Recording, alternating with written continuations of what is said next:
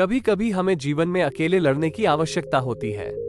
ये कहानी एक ऐसे लड़के की है जो अपने लक्ष्य की ओर आगे बढ़ने के लिए अपनी अकेलापन को एक सुनहरा अवसर बनाता है। एक समय की बात है, एक छोटे से गांव में एक लड़का रहता था। वो बहुत सपने देखता था और अपने लक्ष्यों की प्राप्ति के लिए प्रयास करने का निरंतर जुनून रखता था। परंतु उसके पास न कोई साथी था, न कोई गाइड करने वाला। उसके परिवार में भी उसकी सपनों को समझने वाला कोई नहीं था। इसलिए उसे लगता था कि वह अकेलेपन की जंजीरों में बंद है और उसके सपने अधूरे रहेंगे। फिर भी उसने निरंतर मेहनत की और अपनी आत्मविश्वास की आवाज को बुलंद किया। उसकी इच्छा शक्ति और संघर्ष ने उसे सही दिशा में आगे बढ़ाने की शक्ति दी। एक दिन उसे अपने गांव के बाहर एक पुस्तकालय का पता चला। वो आश्चर्यचकित हुआ क्योंकि उसे पहले कभी ऐसी जगह नजर नहीं आई थी। धीरे धीरे उसने उस पुस्तकालय के दरवाजे पर कदम रखा। वहां जाकर उसने देखा कि लोग पुस्तकों के बीच खोए रहते हैं और वहां की शांतिपूर्णता और ज्ञान के वातावरण ने उसे संतुष्ट कर दिया।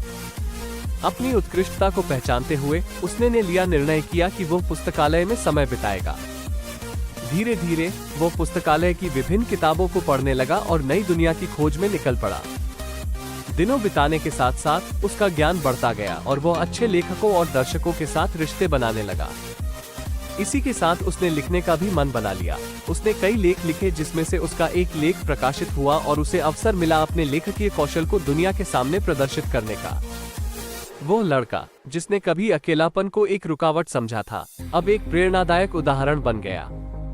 लोग उसे मान्यता देने लगे और वो लड़का अपने लक्ष्यों की ओर अग्रसर होने में सफल हुआ। इस कहानी से हमें यह सीख मिलती है कि अकेलापन को एक सुनहरा अवसर बनाने के लिए हमें संघर्ष करना चाहिए। हमारी संयमितता, समर्पण और मेहनत हमें अपने लक्ष्यों की प्राप्ति की ओर आगे बढ़ा सकती है। जीवन में कुछ भी लाने के लिए कल्पना करें कि वह पहले से ही वहां है। यह कहानी एक गांव की है जहां लोग एक दूसरे के सहारे जीने का तरीका सीखते हैं। एक गांव था जहां लोगों के बीच में अनूठा एक बंधन था। यहाँ के लोग एक दूसरे के साथ मेहनत करते, सहायता करते और एक दूसरे के साथ खुशियों और दुखों को बांटते थे। इस गांव की कहानी बहुत ही अनोखी थी। एक बार गांव में एक नया आदमी आया। उसका नाम राम था। राम बहुत ही निराशाजनक हालात में आया था। वह एक छोटे से गांव में दूर रहते थे जहां उनका परिवार बीमारियों और तंगी में फंसा था। उन्होंने सोचा कि वह इस गांव में आकर नए जीवन की कोशिश करेंगे। राम गांव में आकर एक आदर्श बनने के लिए प्रयास करने लगे। वे हर काम में मेहनत करते, दूसरों की सहायता करते और सबके लिए प्रेरणा स्रोत बन गए।